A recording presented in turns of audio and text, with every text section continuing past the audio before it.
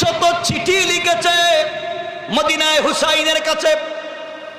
হুসাইন রাদিয়াল্লাহু তাআলা আনহু চিন্তা করলেন, এই কুফার মানুষই তো আমার বাপকে দাওয়াত দিয়ে নিয়েছিল, তিনি তো শহীদ হয়েছেন, এই কুফার মানুষ আমাকে আবার দাওয়াত দে, না জানি কোন ঘটনা ঘটে।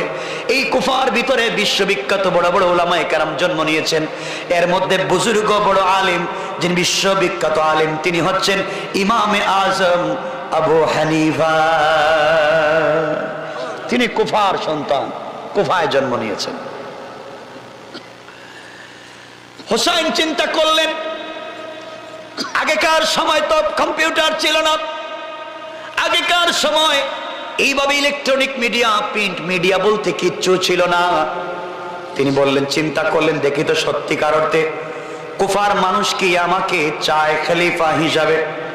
এই জন্য তিনি তার চাচাতো ভাই মুসলিম বিন আকিলকে পাঠালেন, যাও মুসলিম বিন আকিল, তুমি কুফায় পৌঁছে যাও, কুফায় গিয়ে দেখো কুফার মানুষ কি সত্যি ইয়াজিদকে মানতে চায় কিনা, ওরা আমার কাছে বায়াত নিতে চায় কিনা।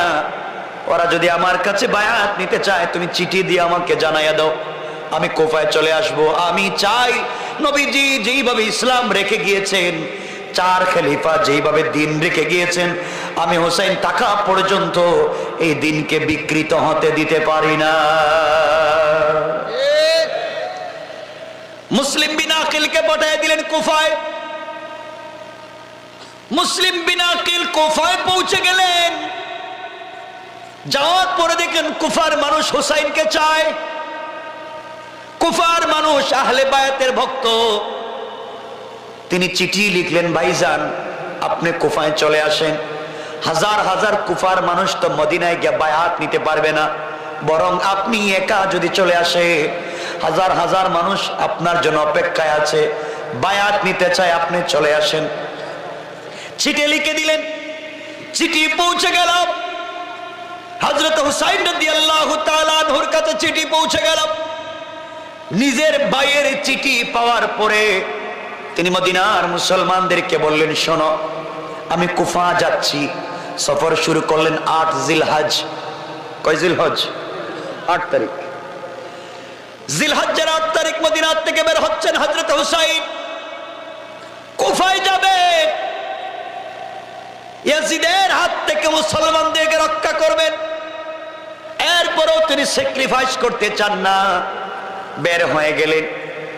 সাথে তিনটা রেওয়ায়াত, কেউ বলেছেন 300 মানুষ, কেউ বলেছেন 200। সঠিক রেওয়ায়াত হলো হুসাইনের সাথে মুসলমান ছিলেন মাত্র 72 জন। 72 জন মুসলমান নিয়ে বের হয়ে গেলেন কুফার দিকে। 40 জন পুরুষ আর 32 জন নারী নিয়ে, আহলে বায়াত পরিবারের লোকদেরকে নিয়ে, রাসূলের পরিবারের নারী পুরুষ ছোট্ট ছোট্ট বাচ্চাদেরকে নিয়ে হযরত হুসাইন রাদিয়াল্লাহু তাআলা আনহু বের হয়ে গেলেন, কুফার দিকে যাবেন।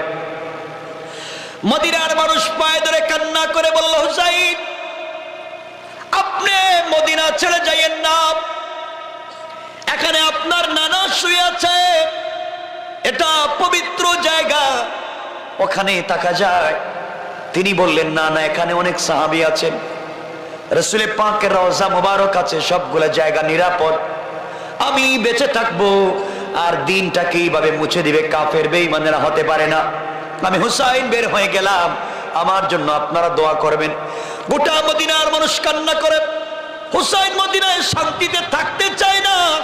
আমি চাইলে মদিনায় শান্তিতে থাকতে পারি, কুরমা পোলাও খেতে পারি, স্বর্ণের চেয়ারে বসতে পারি, কিন্তু ইসলাম তো তা চায় না। আমার নানা জানে রেখে যাওয়া ইসলাম ধ্বংস হয়ে যাবে, আমি মানতে চাই না। এই জন্য নানা জানের রোজার কাছে গিয়ে কাঁদলেন আর দোয়া করলেন। নানা জানকে বললেন, নানা জান চলে যায়, বেঁচে থাকলে আবার তোমার মদিনায় ফিরে আসব, তোমাকে ছাড়া আমার একটা সময় কাটে না। কোন সমস্যায় পড়ে গেলে নানা তোমার রোজার সামনে যখন দাঁড়িয়ে যায়, সব সমস্যার সমাধান হয়ে যায়। ও নানা, তুমিও দুনিয়ায় আজকে নাই, আমার বাবা আলীও নাই, আমার মা ফাতেমা দুনিয়ার জমিনে নাই, আমার একটা কলিজার টুকরা বাইচুল হাসান, সেও তো অনেক দিন আগে শহীদ হয়েছে। আমি একা না না কথা দিলাম, তোমার দাঁত ভাঙ্গা ইসলাম, মাথায় কোড়া ঢুকা ইসলাম, তোমার চাচার কলিজা বের হওয়া ইসলাম, তোমার সাহাবী সুমাইয়ার লজ্জাস্থানে বর্ষা নিক্ষেপ করা ইসলাম। আমি তোমার নাতি বেঁচে থাকতে কোনোভাবে কাফেরদের সঙ্গে স্যাক্রিফাইস করে চালাতে পারি না, ক্ষমতা ভাগাভাগি করে চালাতে পারি না। হয়তো গোটা বিশ্বে দিন কায়েম করব, না হয় বাবার মতো আমিও শহীদ হয়ে যেতে চাই। আল্লাহু আকবার বলেন। তাহলে হুসাইনকে ভালোবাসেন, কিসের ভালোবাসা? আজকে তারা আম হাসিবতুম, আল্লাহ বলছেন এত সহজ জান্নাত, দেখো আমার হুসাইনের দিকে তাকায়া। আরে বৈশা বৈশা জিন্দগি কাটাতে পারতেন, পারতেন না? আরে সে তো রসুলের নাতি, রসুলের নাতি। 72 জন মুসলমান নিয়ে চললেন কুফার দিকে। এদিকে দামেস্কের প্রেসিডেন্ট ইয়াজিদের কাছে খবর পৌঁছে গিয়েছে, কুফার দিকে হযরত হুসাইন আসতেছেন। গোয়েন্দা সূত্রে খবর পাইছে ইয়াজিদ কুফার গভর্নর উবাইদুল্লাহ বিন জিয়াদ, কথাগুলা মনে রাখবেন, এক জায়গায় কোথাও পাবেন না। উবাইদুল্লাহ বিন জিয়াদের কাছে ইয়াজিদ চিঠি লিখে বলল, উবাইদুল্লাহ বিন জিয়াদ, কুফার ভিতরে এমন পাওয়ারফুল মানুষ কারা? আমার রাজ্যে আমি বেঁচে থাকতে মদিনা থেকে হুসাইনকে দাওয়াত করে কারা কুফায় নিয়ে আসতেছে, তুমি খবর নিয়ে দেখো, ওদেরকে ধরো, কোনোভাবেই হুসাইনকে ভিতরে ঢুকতে দেওয়া যাবে না। ইয়াজিদের নির্দেশ পেয়ে উবাইদুল্লাহ বিন জিয়াদ কুফার ঘরে ঘরে খবর নিতে লাগলো, হুসাইনের সহযোগী কারা, সত্যের পক্ষে খারাপ, নবীজির পক্ষে খারাপ। খবর নিতে নিতে এক পর্যায়ে উবাইদুল্লাহ বিন জিয়াদ ধরতে পেরেছে হুসাইনের চাচাতো ভাই মুসলিম বিন আকিল এখানে আছেন, তাকে ধরলো। একজন মুসলমান মুসলিম বিন আকিল ধরে নিয়ে যাওয়া হলো। তুমি কেন মদিনা থেকে এখানে আসছো? আর মদিনা এসে এখানে প্রশিক্ষণ দিয়া যুবকদের ভিতরে কেন স্পিরিট ঢুকাইয়া দিচ্ছ? আলীর স্পিরিট এখানে চলবে না, এটা ইয়াজিদের রাজ্য, আর কিছুই চলবে না। এই কথা বলে আচ্ছা মতো মারতে মারতে কুফার চৌরাস্তায় নিয়ে শুধুমাত্র কেবলমাত্র হুসাইনের পক্ষে কথা বলবার অপরাধে মুসলিম বিন আকিলের শরীর থেকে মাথাটা আলাদা করে দেয়। শোনেন ইতিহাস, এমনি জান্নাতে যাইবে। শরীর থেকে মুসলিম বিন আকিলের মাথা আলাদা করে দিল। মুসলিম বিন আকিলকে শহীদ করবার পরে তীরের মাথার মধ্যে মুসলিম বিন আকিলের মাথা ঢুকাইয়া কান দিয়া রড ঢুকাইয়া আরেক কান দিয়া বের করছে। চিন্তা করেন, একজন মুসলিম সাহাবীর শুধুমাত্র ইসলামের পক্ষে, হুসাইনের পক্ষে থাকবার কারণে কি অবস্থা। রড ঢুকাইয়া কুফার কেন্দ্রীয় মসজিদের দরজার সামনে মাথাটাকে লটকাইয়া রেখে দিয়েছে। উবাইদুল্লাহ বিন জিয়াদ বুঝাতে চায়, যারা ইয়াজিদকে মানবে না, যারা হুসাইনের পক্ষে কথা বলবে, তাদেরকে এভাবে শাস্তি দেওয়া হবে। নাউজুবিল্লাহ। এই অবস্থা দেখবার পরে কুফার ভিতরে যারা হুসাইনের পক্ষে ছিলেন সবাই চুপটি মেরে গেলেন। না, নিজের জীবন বাঁচানো যাবে না, ইয়াজিদ আমাদের কাউকে রাখবে না, সবাইকে হত্যা করে ফেলবে। মুসলিম বিন আকিল এবার চিন্তা করলো কারা, এই উবাইদুল্লাহ বিন জিয়াদ চিন্তা করলো কারা মুসলিম বিন আকিলকে এখানে আনছে। ঘর তালাশ করতে লাগলো। যারা হুসাইনের পক্ষে মুসলিম বিন আকিলকে জায়গা দিয়েছে তাদের ঘরে ঢুকে ঢুকে যুবকদের কিনে জবাই করে ছেড়ে দিছে। আজ ইসলামের পক্ষে থাকবার কারণে কিছু যুবকদেরকে রাত্রে বেলা মেরে ফেলা হয়। ইউনিভার্সিটির মতো জায়গায় আবরারের মতো যুবকটাকে, মেধাবী যুবকটাকে হত্যা করা হয়, কোনো খবর পাওয়া যায় না। যেই দেশে বড় বড় চিকিৎসকেরা, বড় বড় আলেম মারা গেলে কোনো খবর পাওয়া যায় না। আর আর চোর ডাকাতেরা জামায়া ধরে বাংলাদেশে বসবাস করে। মনে রাখবেন এই দিন বেশি দূরে না, যেই দিন আমাদের উপরেও আল্লাহর আযাব আসতে পারে।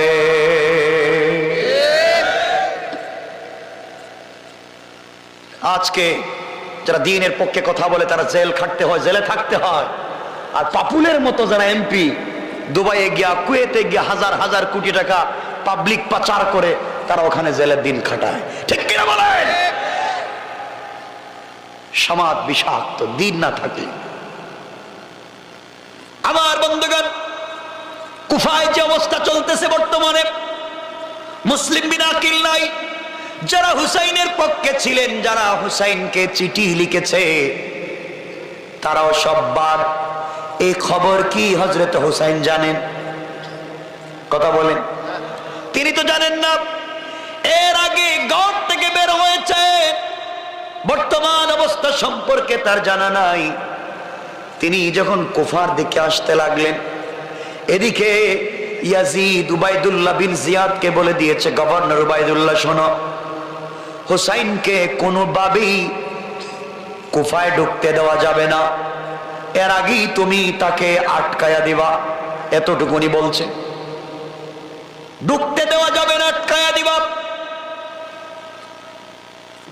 আমার বন্ধুগণ, এতটুকুনি বলেছে, আঘাত করবার কথা বলে নাই, শুধু আটকায়া দিবা। এদিকে উবাইদুল্লাহ বিন জিয়াদ ৬,০০০ সেনাবাহিনী নিয়া ৬,০০০ সেনাবাহিনী নিয়া ফুরাতের তীরে, কারবালার প্রান্তরে কুফার সকল রাস্তা ব্যারিকেড দিয়ে বন্ধ করে দিল। কয়েকদিন পরে হযরত হুসাইন রাদিয়াল্লাহু তাআলা আনহু পৌঁছে গেলেন। পৌঁছে দেখেন তিনি কুফায় ঢুকতে পারবেন না, সবগুলা রাস্তা বন্ধ করে দেওয়া। ফুরাতের তীর দিয়ে একটা রাস্তা আছে, তা বন্ধ করা। ৭২ জন মুসলমান নিয়ে তিনি দাঁড়িয়ে গেলেন, ক্যাম্প গাড়লেন, ওই জায়গায় তাবু করলেন। সরাসরি উবাইদুল্লাহ বিন জিয়াদের সঙ্গে কথা বললেন, কি ব্যাপার, তুমিও মুসলিম আমিও মুসলিম, আমাকে আঘাত করতেছ কেন, আমাকে বাধা দিচ্ছ কেন? আমি তো ইয়াজিদকে মারবার জন্য আসি নাই, আমি এসেছি নবীজি যেই দিন রেখে গিয়েছিলেন ওই দিনটাকে কুফার মানুষের কাছে পৌঁছে দিতে। উবাইদুল্লাহ বিন জিয়াদ বলছে, হুসাইন শোনো, তুমি কার নাতি, কার ছেলে জানতে চাই না? বলেন নাউজুবিল্লাহ। টাকার কারণে উবাইদুল্লাহ বিন জিয়াদের মতো মুসলিম যখন বিক্রি হয়ে যায়, হুসাইনকে নাকি চিনে না, কার নাতি চিনে না। আজও বাংলাদেশে কিছু আলেম পাওয়া যায়, কিছু শিক্ষিত নওজোয়ান পাওয়া যায়, যারা টাকার কারণে বিক্রি হয়ে ইসলামকে বিকৃত করে পাবলিকে উপস্থাপন করে। কোন ঠিক কিনা? মনে রাখবেন, আপনার টাকা থাকবে, আপনার বাড়ি থাকবে, থাকবেন না একদিন আপনি। কথা বলেন।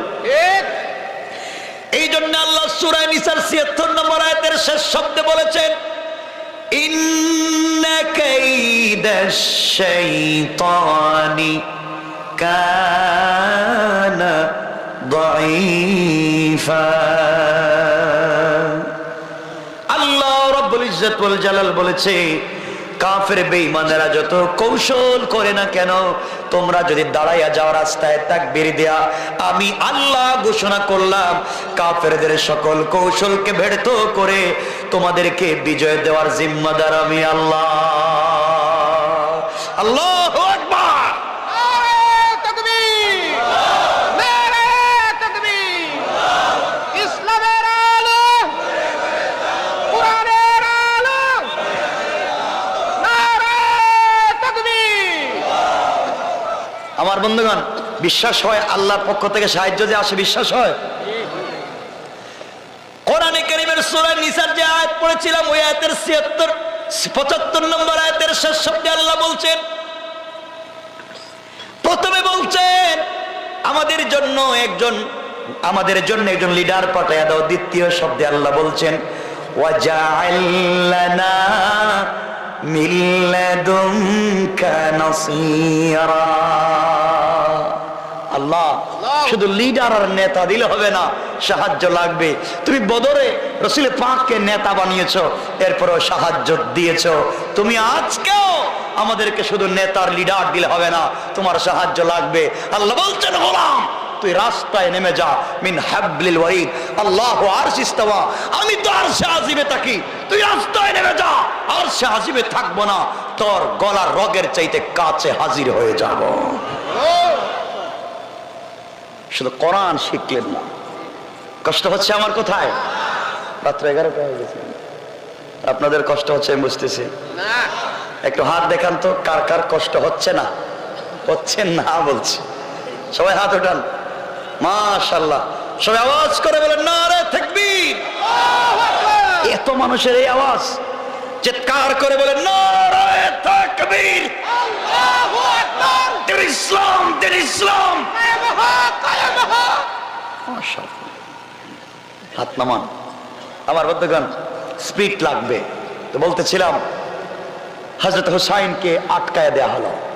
আল্লাহ বুঝাতে চাচ্ছেন আমার তেলাওয়াতকৃত আলোচ্য আয়াতে, কিরে তোমরা নাকি নামাজ পড়া আর মসজিদের কর্নারে তসবিহ পড়ে জান্নাতে চলে যাবা, আম হাসিবতুম আন তাদখুলুল জান্নাহ, এত সহজ। আমার হুসাইনের দিকে তাকাও, স্বর্ণের চেয়ার ছেড়ে দিছে, নানা জানের রওজা ছেড়ে দিছে, সব চাইরা যে দিন জিন্দা করবার জন্য কুফায় চলে গেছে। তুমি দিন জিন্দার আন্দোলন করতে পারো না, খবর আছে।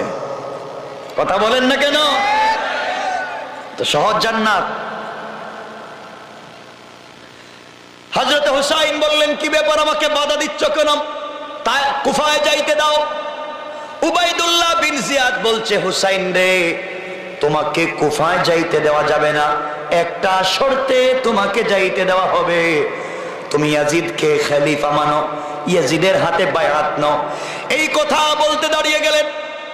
আরে যার শরীরে বিশ্বনবীর রক্ত, যার শরীরে হযরত আলীর রক্ত, যার শরীরে হযরতে ফাতেমার ব্লাড, তারা তো কাফেরের সামনে, মুনাফিক মুসলমানদের সামনে মাথা নিচু করতে পারে না। দাঁড়িয়ে বললেন, উবাইদুল্লাহ বিন জিয়াদ, তুই তো মুনাফিক হয়ে গেছিস, টাকার পিছনে ঘুরতেছিস। তুই কেমনে বলিস আমি একটা মদপানকারীকে আমি খলিফা মানব? মনে রাখবে, আমার শরীরে এক ফোঁটা রক্ত যদি থাকে, আমি যতক্ষণ পর্যন্ত না মরব ততক্ষণ পর্যন্ত বিশ্বনবীর চেয়ারে ইয়াজিদের মতো মদপানকারীকে মানতে পারি না। কেমন ঈমান তাদের ছিল! আমরা তো সবাই হুসাইনের আশেক, আশেক না? কিন্তু হুসাইনের আশেক তো শুধু 1 তারিখ আইলে দেখা যায়, কিন্তু আর হুসাইনের রক্ত জ্বলল খবর নাই। আমার মুসলমান বন্ধুগণ, কয়েকদিন হয়ে গেল, কয়েক সপ্তাহ চলে গেল, কোনোভাবে সুরাহা হচ্ছে না। এদিকে হুসাইনের উপরে চাপ আসতে লাগলো, আপনি চলে যা, আপনি ইয়াজিদকে খলিফা মানেন। হযরত হুসাইন 4টা প্রস্তাব করলেন, ভাই শোনো, তোমরাও মুসলিম, আমিও মুসলিম, আমি চাই না এই রাষ্ট্রের ভিতরে রক্তপাত হোক। তোমাদের কাছে আমি 4 জিনিসের আবদার করলাম। 1 নাম্বার, তোমরা আমাকে কুফায় যাইতে দাও। তোমাদের সঙ্গে আমার যুদ্ধ নাই, তোমাদের সঙ্গে মারামারি নাই, তোমাদের সঙ্গে ভেদাভেদ নাই, তোমরা যা ভাল লাগে করো, আমাকে যাইতে দাও। নবীজির মিশনটাকে জিন্দা করতে দাও।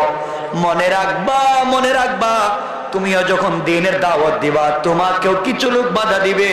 আটকে গেলে হবে না, থমকে গেলে হবে না, দমে গেলে হবে না, মঞ্জিল পর্যন্ত পৌঁছা লাগবে। তারা বলল না,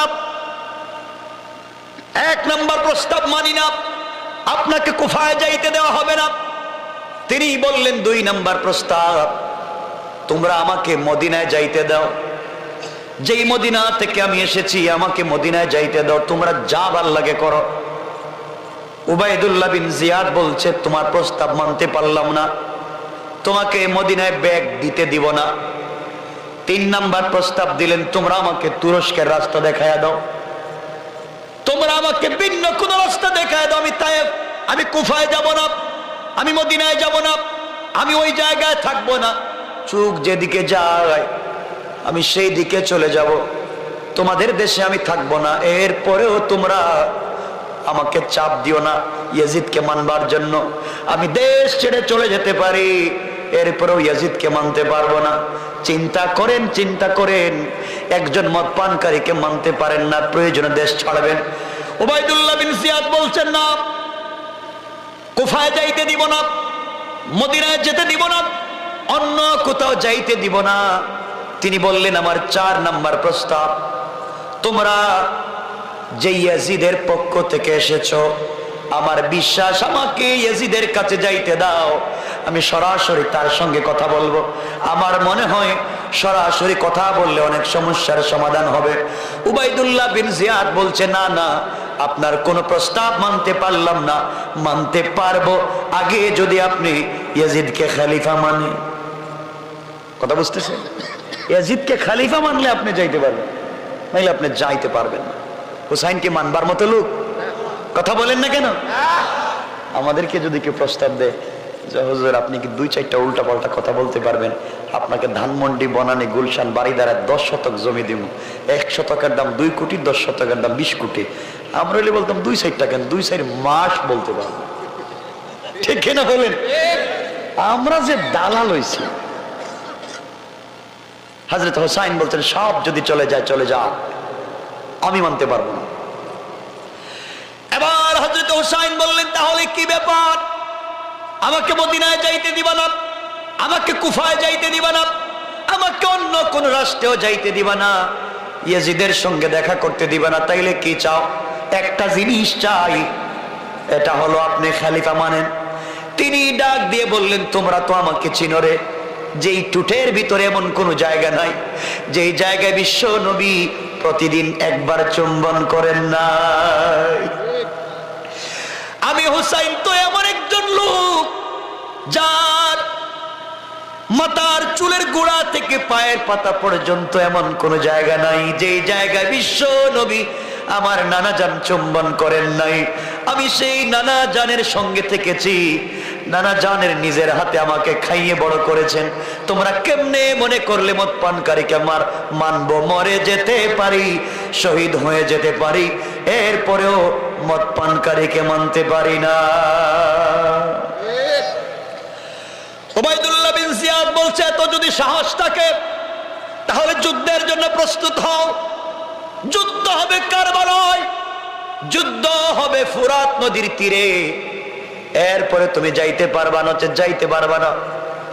কোনোভাবেই যখন তাকে ছাড়ে না, হুসাইন চিন্তা করেন, আমার সাথে তো শুধু মহিলা, ছোট্ট ছোট্ট বাচ্চা, কোথায় যাই, কি বিপদে পড়লাম। বুঝরে ভাই, তারা কত বিপদে পড়ে কত কষ্ট করে জান্নাতে গেলেন। আম হাসিবতুম আন তাদখুলুল জান্নাহ, তো সহজ জান্নাত, সহজ কথা বলেন না কেন? সহজ। 2 পীরের কাছে মুরিদ হয়, পাবলিক 2 পীরের কাছে মুরিদ হয়। এই পীর জান্নাতে না যাইতে পারলে এই পীর নিয়ে যাইবে। তোমার সব পীরগুলোই তো জাহান্নামে যাইতে পারে, ঠিক কিনা বলেন? বাংলাদেশে তো বাবার অভাব নাই, আসেনি, খালি বাপ আর বাপ। বাংলাদেশে শুধু বাবা, পীর আর পীর। বাবা দেওয়ানবাগি আসেনি, এলাকায় আসেনি, রাজার বাগি, 8 রশিদ সব আছে। বাবা সবগুলা জাহান্নামী, মুখে দাড়ি নাই, নামাজ পড়ে না, মুখ থেকে কাঁচা মদের গন্ধ বের হয়। ওরা মুরিদ করেছে যাদেরকে, ওরাও জাহান্নামী, পীরগুলোও জাহান্নামী, ঠিক কিনা বলেন? আপনি নিজে জান্নাতে যান। রাসূল পাক নিজের মেয়েকে বলছেন, ইয়া ফাতিমা আনকিজি নাফসাকা মিনান নার। মা, আমি বাবার পরিচয় দিয়ে জান্নাতে যাওয়ার সুযোগ নয়, জান্নাতে যেতে হলে নিজে আমল করে জান্নাতে যাও। কেমনে ইসলামটাকে এত সহজ কইরা উল্টা পাল্টা কইরা পাবলিকের কাছে একবারে সোজা সোজা সঠিক ইসলাম আজকে পাবলিককে পৌঁছে দেওয়া হচ্ছে না। আমার বন্ধুগণ, এক পর্যায়ে হযরত হুসাইন চিন্তা করলেন কি করবেন। তাঁবুতে ঢুকেছেন, নারীরা কাঁদতেছে। জিজ্ঞাসা করলেন কি ব্যাপার? হুসাইন, 2 সপ্তাহের মতো হয়ে গেছে আমরা এখানে আটকা পড়েছি। মদিনার থেকে আসার সময় যে খাবার এনেছিলাম, পানি এনেছিলাম, খাবার শেষ, খেজুর শেষ, পানি শেষ, আমাদের দুধের বাচ্চাগুলা দুধ পাচ্ছে না। হযরত হুসাইন গেলেন, আবার গেলেন উবাইদুল্লাহ বিন জিয়াদের সঙ্গে, ভাই তোমরা যা মন চায় করো, তোমরা আমাকে পিটাও, আমাকে মারো, মাইরা হলেও তোমাদের কষ্ট দূর করো, আমাকে ফুরাত থেকে কিছু পানি দিতে দাও। আমি কিছু পানি নেই, মুসলমানরা পানি না খেয়ে মরে যাচ্ছে। উবাইদুল্লাহ বিন জিয়াদ বলছে, কে মরে গেল কে মরলো না তা আমরা জানতে চাই না, আমরা পানি দিব না। নাউজুবিল্লাহ বললেন না? কি চিন্তা করেন, এরা মুসলিম, এরা মুসলিম না, পানি দেয় না। ইন্টারন্যাশনাল আইনে পানি সবার অধিকার, পানি বন্ধ করা যায় না। কিন্তু আমরা এমন এক বন্ধু পেয়েছি, বন্ধুর কাছে ঠিক মতো পানি চাইলে পানি দেয় না, আর যেই সময় পানির দরকার নাই বাসাইয়া দেয়। কথা বলেন, এমন এক বন্ধু পাইছি, পানির দরকারে পানি দেয় না, যখন দরকার নাই বাসাইয়া দেয়। কথা বলেন না? পেঁয়াজের সময় পেঁয়াজ দেয় না, আমরা শুধু ইলিশাই দেই। কথা বলেন না কেন? যেই বন্ধু বন্ধুর পরিচয় রাখতে পারে না, যেই বন্ধু হয় স্বার্থপর, এমন বন্ধুর পুরা গালে আমরা জুতো মারি। ঠিক কেন বলে? আমাদের পানি দিতে পারে না, ন্যায্য অধিকার পাই না, হ্যাঁ নাকি আবার বন্ধু। কথা বুঝেন তো আমার? বিপদে আছি, সব কথা বলতে পারতেছি না, এমনি বলতে পারি না, কত বিপদ মাথায় নিয়ে আসছি। আল্লাহ মাফ করো, কত বিপদ নিয়ে ঘুরতেছি, একমাত্র আল্লাহ জানে আর আমি জানি। কখনো যদি মরে যাই শুনেন, একটু দোয়া করেন সূরা ইখলাস পড়ে, যে মরে গেছে লোকটা। মনে হচ্ছে সত্য কথা বলতে পারবো না। আমার মুসলমান বন্ধুগণ, পানি দিল না। তিনি বললেন, তুই আমাকে ইয়াজিদের কাছে যাইতে দে, ইয়াজিদকে আমি জিজ্ঞাসা করবো, তার বাপ বড় একজন সাহাবী, সে কি করে মুসলমানের পানি বন্ধ করে আমি জানতে চাই। পানি যখন দিল না, তাবুতে ঘুরে চলে গেলেন। উবাইদুল্লাহ বিন জিয়াদ বলতেছে, যা করবেন তরবারির মাধ্যমে হবে। একদিকে 72 জন, 40 জন পুরুষ, অপর দিকে 6000, যুদ্ধ করা লাগবে। 6000 পাবলিক যদি মার্চ করে, মার্চ হেঁটে যায়, 40 জন তো পায়ের নিচে পড়ে মরে যাবে। কথা বলেন না কেন? হযরত হুসাইন ফজরের সালাত পড়ে 40 জন যুবক মুসলমানদের কিনে বসছেন। সবাই তো রাসূলের পরিবারের মানুষ, কি করা যায়? সবাই বলছে, হুসাইন আজকে 1 মাস হয়ে যাচ্ছে, পানি নাই, জিহ্বা শুকায় যাচ্ছে, জানি এভাবে পানি পানি করে মরে যাব, পানি তো পাবো না, খাবার নাই, আমাদেরকে যেতেও দিবে না, পানিও দিবে না, আমরা এভাবে মরে যাওয়ার চাইতে আমরা জিহাদ করে শহীদ হয়ে যেতে চাই, আমরা জিহাদ করে শহীদ হব, এরপরও ইয়াজিদকে মানব না। কথা বুঝতে পেরেছেন? মানব না। হযরত হুসাইন বললেন, তোমরা তো দুর্বল, 40 জন মাত্র মানুষ, ওরা 6000। আমার বন্ধুগণ, সকালবেলা ফজরের সালাত পড়ে 40 জন মুসলমান, কাফেরদের 40 জন মুসলমান ইয়াজিদ সৈন্যের বিরুদ্ধে যুদ্ধে নেমে পড়লেন ফোরাতের তীরে। একদিকে 6000, অপরদিকে মাত্র 40 জন যুদ্ধের ময়দানে নেমে পড়লেন। দীর্ঘক্ষণ পর্যন্ত, জোহর পর্যন্ত জিহাদ করলেন। জোহরের আগে 1 মাস থেকে না খাওয়া মুসলমান, পেটের ভিতরে খাবার নাই, পানি নাই, না খাওয়া মুসলমান 6000-এর সামনে কতক্ষণ আর টিকবে? জোহরের নামাজের আগে 40 জন মুসলমান শহীদ হয়ে গেলেন, কেউ আর নাই। হযরত হুসাইন এবার জোহরের নামাজ একা একা পড়লেন, একা একা নামাজ পড়ে আল্লাহর কাছে হাত উঠাইয়া দোয়া করে বলছেন, আল্লাহ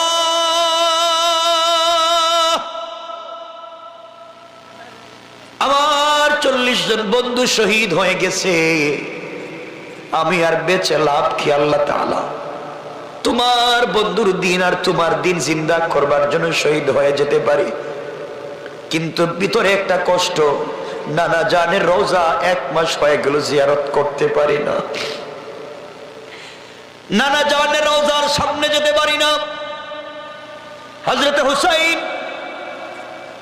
যোহরের পরে স্ত্রীর রুমে ঢুকলেন, স্ত্রীর তাঁবুতে ঢুকলেন। ঢুকে দেখেন মহিলারা অঝোর ধারে চুকের পানি ছেড়ে ছেড়ে গলা কাটা মুরগের মতো মাটিতে পড়ে লাফাইয়া কাঁদতেছেন। কোথায় যাবেন? শুধু মহিলা, আর দুধের বাচ্চা ছাড়া কেউ নাই। স্ত্রীর হাতে ধরলেন আর বললেন, স্ত্রী আমাকে তুমি ক্ষমা করে দিও। দীর্ঘদিন পর্যন্ত তোমার সঙ্গে আমার ঘর সংসার চলে, না জানি কোন দিন হয়তো তোমার হক আমি আদায় করতে পারি নাই। আমি জিহাদে চললাম, আমার 40 বন্ধু শহীদ হয়ে গেছে, আমি একা বেঁচে থেকে লাভ নাই। আমি কোনোভাবে ইয়াজিদকে মানতে পারি না। যেই চেয়ারে আমার নানা বসেছেন এই চেয়ারে ইয়াজিদকে আমি দেখতে চাই না, আমি মানতে পারবো না, আমাকে বিদায় দাও। ভুল হয়ে থাকলে ক্ষমা করে দিও। দুনিয়ায় যদি তোমার সঙ্গে আমার কোনোদিন দেখা না হয়, কিয়ামতের দিনই তোমার সঙ্গে আমার দেখা হবে। হযরত হুসাইন রাদিয়াল্লাহু তাআলা আনহুর স্ত্রী ডাক দিয়ে বলছেন, কলিজার টুকরা স্বামী, আপনি জিহাদে চলে যাবেন, 40 বন্ধুর পথে আপনি শহীদ হয়ে যাবেন, আমার কোনো আপত্তি নাই। আপনি আপনার বাবার পথে শহীদ হয়ে যাবেন, আমার আপত্তি নাই। আপনি আপনার নানার দিনকে জিন্দা করবার জন্য কুরবানি হয়ে যাবেন, আমার আপত্তি নাই। কিন্তু আপনি জানেন আমার কুলে আপনার একটা বাচ্চা আছে, অবুঝ বাচ্চা, তার নাম হযরতে আসগর। আপনার একটা অবুঝ বাচ্চা আমার কোলে আছে, 1 মাস থেকে ঘরের ভিতরে খাবার নাই, পানি নাই, আমার বুকে কোনো দুধ নাই। বাচ্চা জিহ্বা বের করে দিচ্ছে, পানি পানি করে। আপনার কাছে আজকে আমি কিছুই চাই না, স্বামীরে আমার বাচ্চাটাকে তোমার পায়ে ধরি, 1 চামচ পানি দাও। চিন্তা করো রে ভাই, 1 চামচ পানিও মুসলমানদের তাবুতে নাই। এত কষ্ট করে দিন জিন্দা করে গেলেন, তুমি কেমনে মনে করো তুমি যেভাবে চলে এটার নাম দিন? 1 চামচ পানি মুসলমানদের তাবুতে নাই। স্ত্রী ডেকে ডেকে বলছেন, স্বামীরে আমার বাচ্চাটাকে কোলে নিয়া তুমি যাও না ফুরাতের তীরে। অবুঝ বাচ্চাটাকে দেখলে হয়তো ওদের একটু দরদ লাগবে, 1 গ্লাস পানি দিবে। আমি বেশি কিছু চাই না, আমার বাচ্চাটাকে 1 ফোঁটা পানি দাও।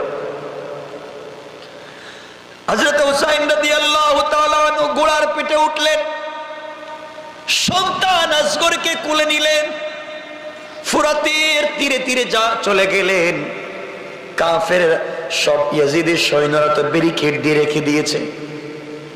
কাছে গিয়ে বললেন, বাইরে তোমরা আমাকে মারো কাটো, আপত্তি নাই, তোমাদের যেভাবে ভালো লাগে আমার সঙ্গে ব্যবহার করো, আপত্তি নাই।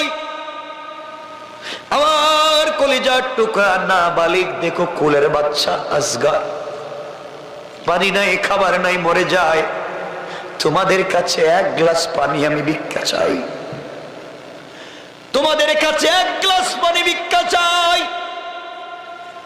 উবাইদুল্লাহ বিন জিয়াদের সৈন্যরা বলছে, কেন হুসাইন তোকে আমরা চিনি না, ওরাও তো মুসলমান, হুসাইনকে নাকি চিনে না, কে মরে যায় কে বেঁচে যায় জানতে চাই না। হযরতে হুসাইন রাদিয়াল্লাহু তাআলা আনহু সন্তানটাকে এইভাবে তুলে ধরলেন, এই যে আমার বাচ্চাকে 1 গ্লাস পানি দাও, কুলের বাচ্চাটাকে মরতে দিও না, ওর তো কোনো দোষ নাই। এই কথা বলে বাচ্চাটাকে উঠাইয়া ধরলেন। ইয়াজিদের সৈন্যদের দিল গলল না, একটা তীর মেরে দিল, এমন জোরে তীর মারলো হযরতে আসগরের বুকে দিয়ে ঢুকে পিঠে দিয়ে বের হয়ে গেছে। হযরত হুসাইন রাদিয়াল্লাহু তাআলা আনহুর হাতে নিজের কলিজার টুকরো বাচ্চা শহীদ হয়ে গেছে। ফিনকি দিয়ে রক্ত বের হয়েছে। কোলে আনলেন বাবার কোলে সন্তানের লাশ, শরীরের মধ্যে রক্ত লাগালেন, পিঠে রক্ত লাগালেন, নিজের বুকে রক্ত লাগাইয়া কুলে নিয়ে বলেন, আল্লাহ তাআলা তোমার কেমন বিচার। আজ এই দুনিয়ার জমিনে আমার বাবা নাই, আমার বাবা থাকলে জুলফিকার টান দিলে কেউ সামনে দাঁড়াতে পারতো না।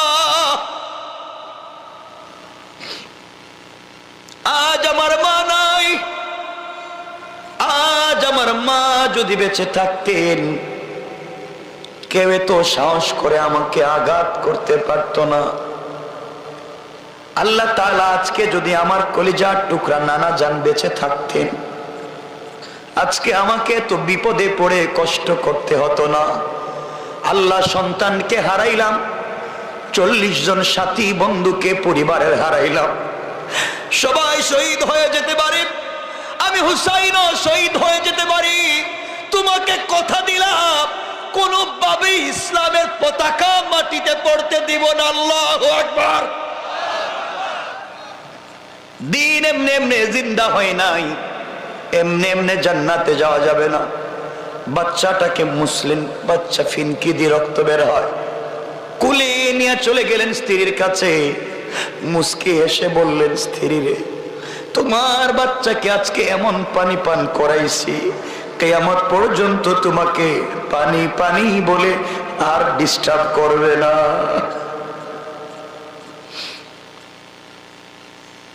তোমার কাছে আর কোনোদিন পানি চাইবে না, তোমাকে আর ডিস্টার্ব করবে না। সন্তানকে কুলে নিয়ে বললেন, বাবা আমি হতভাগা বাবা, তোমাকে এক গ্লাস পানি দিতে পারলাম না, কিন্তু বাবা আমি কথা দিলাম কিয়ামতের দিনে আমার নানার নিজ হাতে হাউজে কাউসার পান করাবো। সন্তানকে কোলে দিলেন, সকল মহিলাদের কাছ থেকে বিদায় নিলেন, আর বললেন, জয়নুল আবদিনকে দেখে রাখবা, আর তো কোনো সন্তান নাই।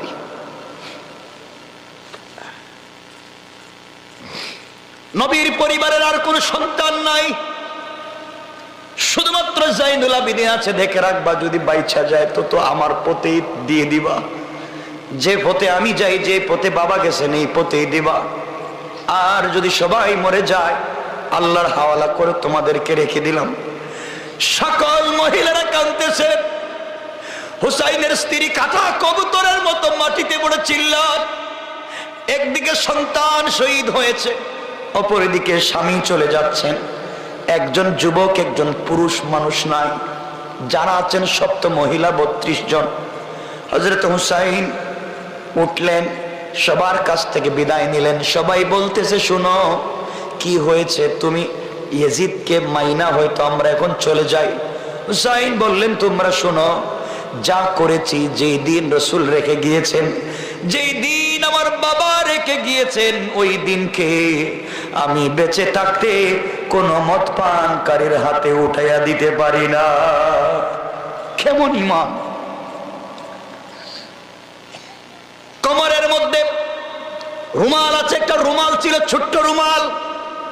এই রুমাল বিশ্ব নবী তারিখ ইবনে জারির তাবারিতে লিখে, এই রুমাল বিশ্ব নবী সাল্লাল্লাহু আলাইহি ওয়াসাল্লাম নিজে ব্যবহার করতেন। তিনি ওই রুমাল কোমরে বাঁধলেন, বাবার জুলফিকার টান দিলেন, দুলদুলের উপরে উঠলেন, সবার কাছ থেকে বিদায় নিলেন। জোহরের পরে 10 মুহররম, কত মুহররম? বের হয়েছিলেন কয় তারিখ? 8 তারিখ। আজকে কয় তারিখ হয়েছে? 10 তারিখ। তাহলে কতদিন হলো? 1 মাস 2 দিন। 1 মাস 2 দিন খাবার নাই, পানি নাই। চিন্তা করেন, 1 মাস 2 দিন খাবার নাই, পানি নাই। সত্য ইতিহাস শোনাচ্ছি। ঘোড়ার পিঠে আরোহণ করলেন, 2 রাকাত সালাত আদায় করলেন, আর চিৎকার করে ডাক দিয়া বললেন, আল্লাহ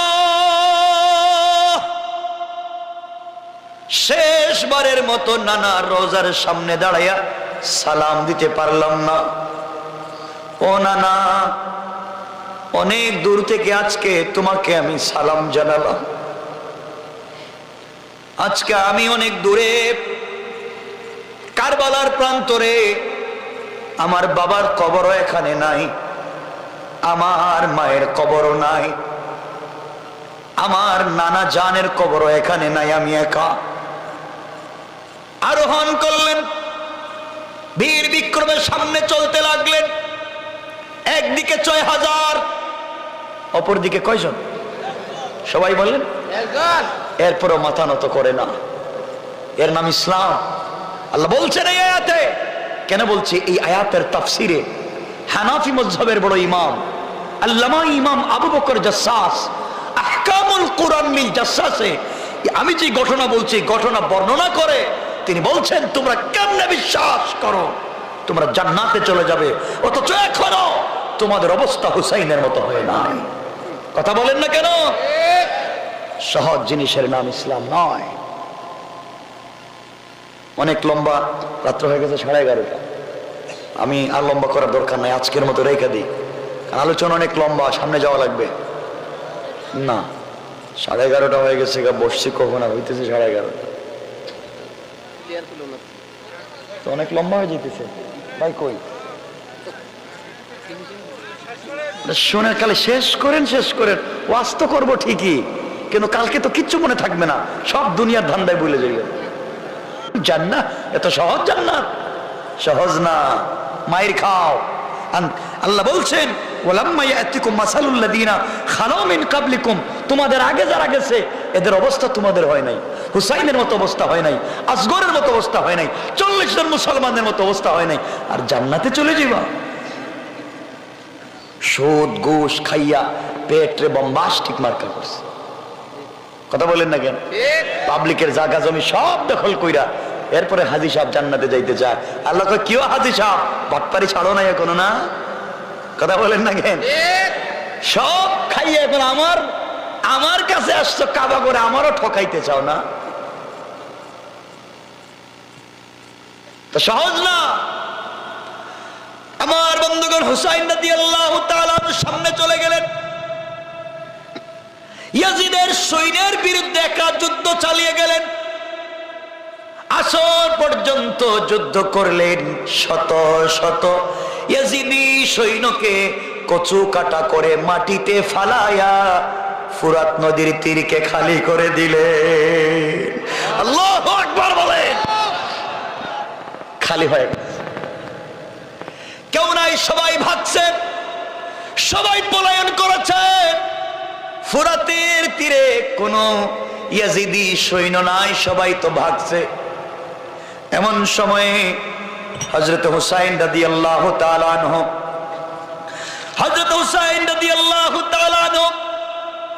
ঘোড়ার থেকে নামলেন, দুলদুলকে ছেড়ে দিলেন, পানি পান কর, তুইও তো পানি পাচ্ছিস না। নামলেন, ফোরাত নদীতে হাঁটু পর্যন্ত নামছে।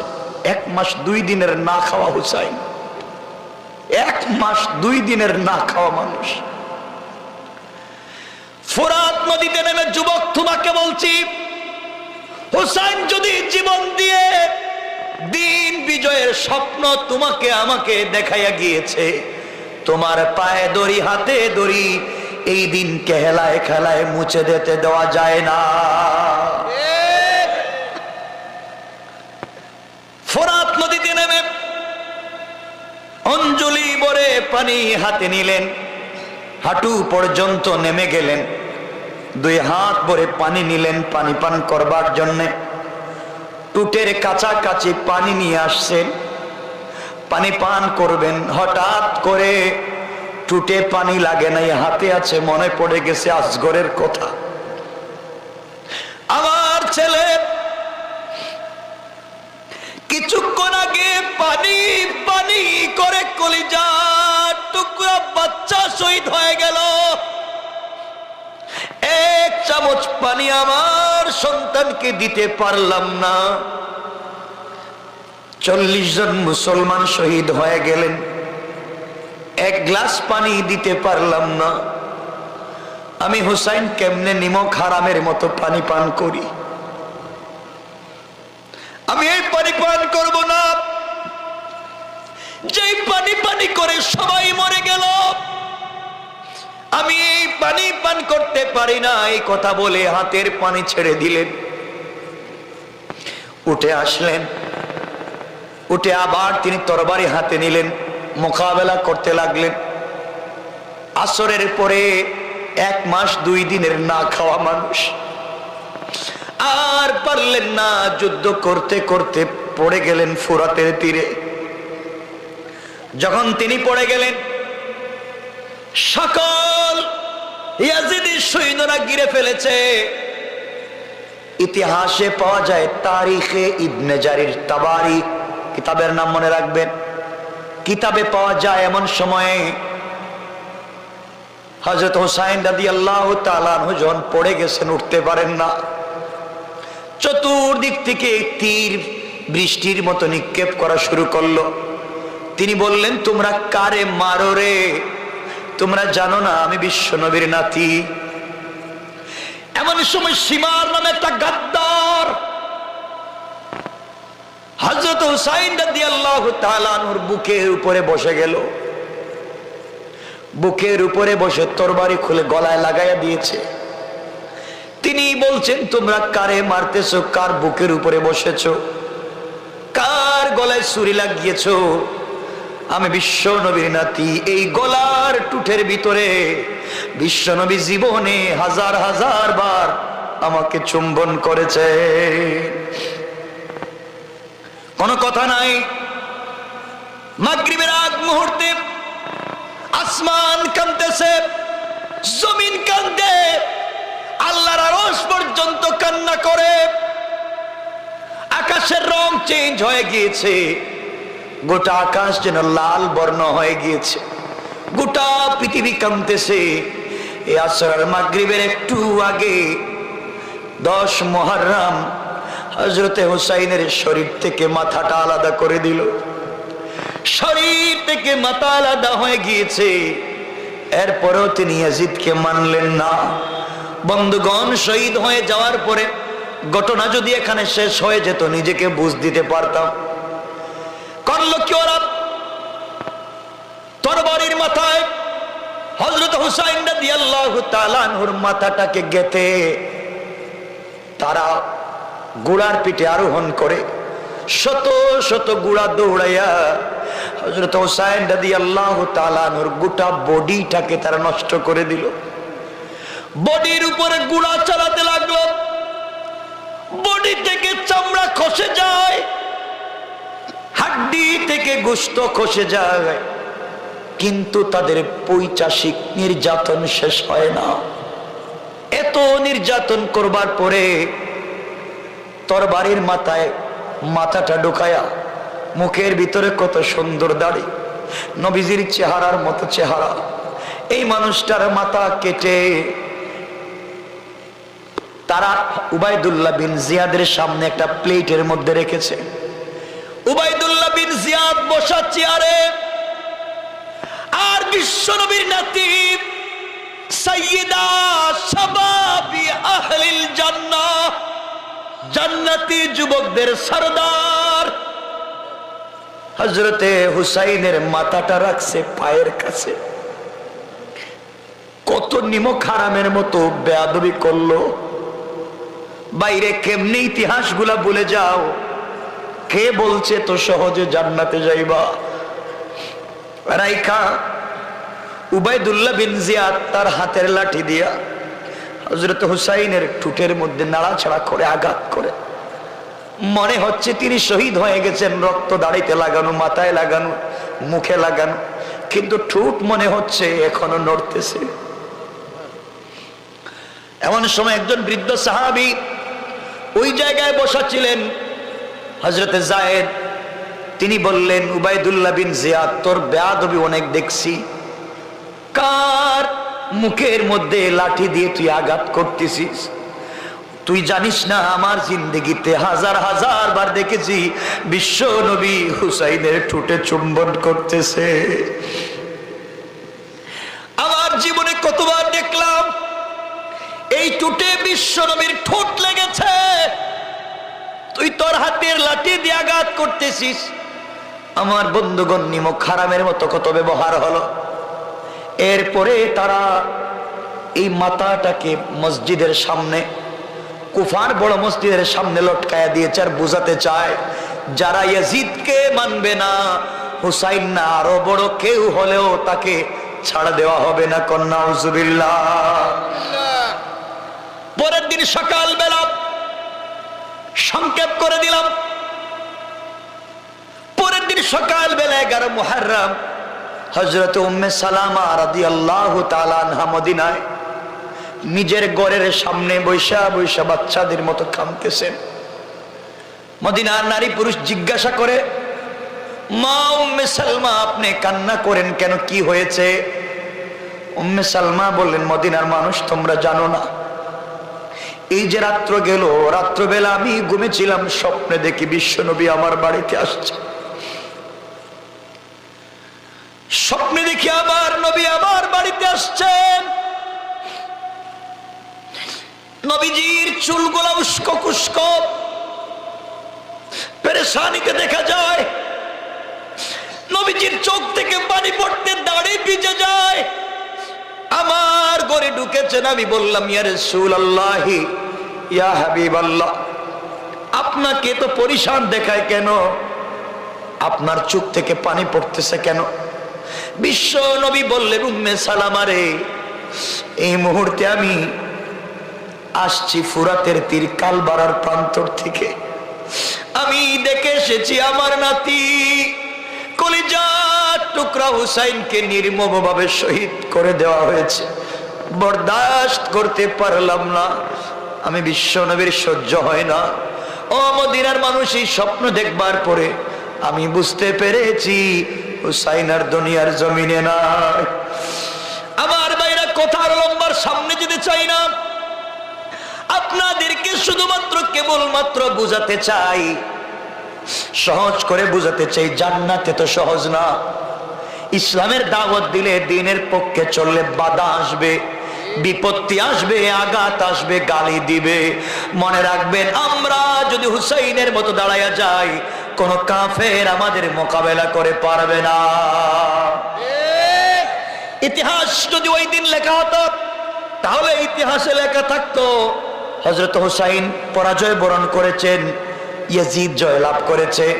কিন্তু আজও ইতিহাস স্বর্ণাক্ষরে করে লেখা, এই দুনিয়ার জমিনে লক্ষ কোটি কোটি হুসাইনি মুসলমান আছে, কিন্তু পৃথিবীর জমিনে একটা ইয়াজিদ কেউ মুসলমানও নাম রাখে না, কোন কাফেরও নাম রাখে না। ঠিক কিনা বলেন? এবার যুগে যুগে তারা এইভাবে দুনিয়ার জমিন থেকে চলে যায়।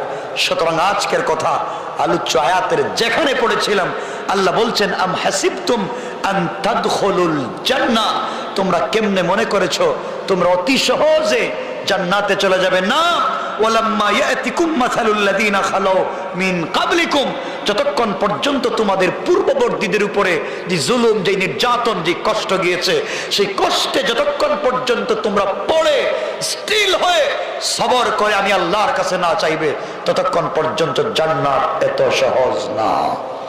কথা বুঝাইতে পারছি? সুতরাং আমার শেষ কথা, মুসলমান বুঝাতে চাই, এই দেশ মুসলমানদের। কথা বলেন, কথা বলেন। আমরা হুসাইনি মুসলমান, ঠিক না? এই দেশ মুসলমানদের দেশ, আলিম উলামার দেশ, পীর বুজুর্গের দেশ, ওলি আব্দালের দেশ, গৌস কুতুবের দেশ, মাদ্রাসা মসজিদের দেশ, আযান ইকামতের দেশ, ইসলামী আন্দোলনের দেশ।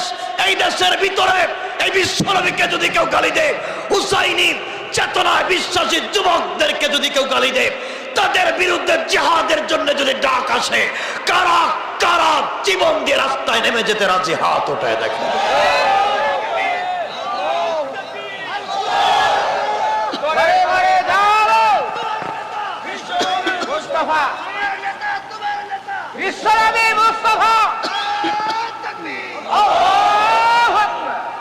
কথা এখানে রেখে দিলাম, আর সামনে যেতে চাই না। আমার জন্য দোয়া করবেন, আপনাদের জন্য দিল থেকে দোয়া থাকলো। আমি যে কথাগুলো বলেছি শুধুমাত্র বোঝাতে চাইছি জান্নাতে তো সহজ জিনিস না, তোমাকে আমাকে স্যাক্রিফাইস করে পৃথিবীতে চলা যাবে না, এই ধান্দাবাদ দিতে হবে। মনে রাখবেন যুগে যুগে এইভাবে ইয়াজিদি লোক আসবে, হুসাইনের যুবকেরাও থাকবে, ঠিক না? আল্লাহ আমাদের কবুল করুক, সবাই পড়েন আমিন। আমিন। কিছু বলবেন কেউ? বলেন, দাও ওইটা নিয়ে দাও।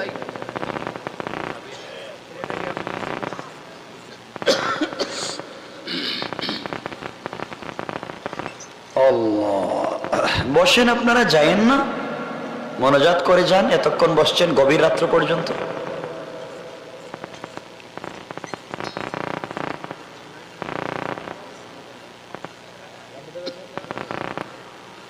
আল্লাহ